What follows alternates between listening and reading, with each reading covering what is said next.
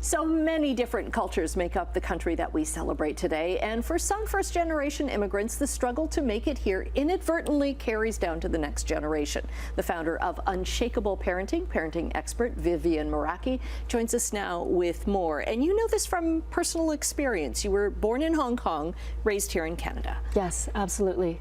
And because I was raised here but had the culture back in Hong Kong, what I found myself with was actually similar to many first-generation kids. I struggled to find the balance between cultures. You know, on the one hand, the values that my parents tried to espouse around hard work, academic discipline, you know, respecting elders and authority, but also the values here around individualism and self-expression.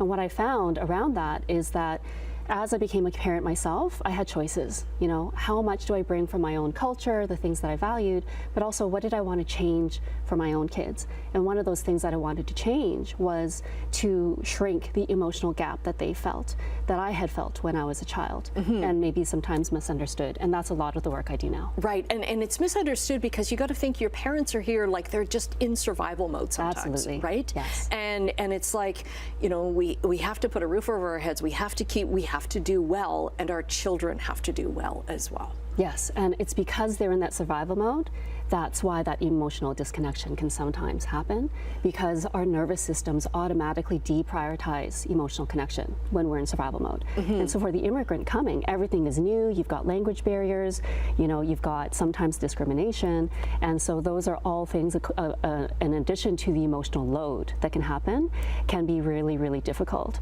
And in the midst of all of that, our bodies don't know that we're not being chased by a lion, and it doesn't quite know how to associate it. And so that is one of the main reasons why that emotional disconnection can happen. Okay, and there are small things that you can do. Yes. And that's where you guide parents and families. Yes. Yes, and a lot of those things that I talk about, it's about my work as a somatic practitioner is all about reconnecting with the body, reconnecting with our nervous systems, and starting to restore ourselves from the inside out. And it really changes the way that we can be with our children. So a couple things that I talk a lot about is one, in terms of the way that we're being with them, and the other way is the way that we're being and creating space with ourselves. So 60-90 second rule, for example, is one of the things I talk a lot about, where when you're in a stress response, just give yourself and your child that 60 to 90 seconds. And then in the context of that, it lets the neurotransmitters in our body to just flush out during a stress response, and then you're able to reconnect. Because you still want to keep the culture, right? Yes. And you want to keep the traditions, but it must be very difficult. Yes, you want to keep the culture and the traditions, and one of the things is that is common that can happen is that for families that move to Canada, is that it's almost like a time capsule happens, and it's that culture from home is frozen in time. Right. And when they get here, that's the culture that they're bringing forward with their kids. And it can be scary and even, you know, fear-inducing to try to feel like you're letting go of that culture, can feel like you're rejecting the culture. But actually what I talk a lot about is it's not a rejection, it's an evolution. And the reality is the culture back home is changing and evolving. And so a lot of times there are choices for our parents to make because they wanted a better life. That's why they came.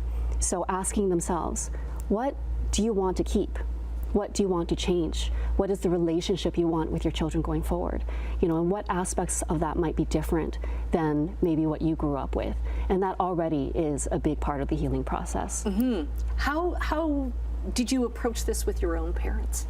I had some very deep conversations with, in particular, my mom. My dad unfortunately passed when I was later, you know, in my late 20s.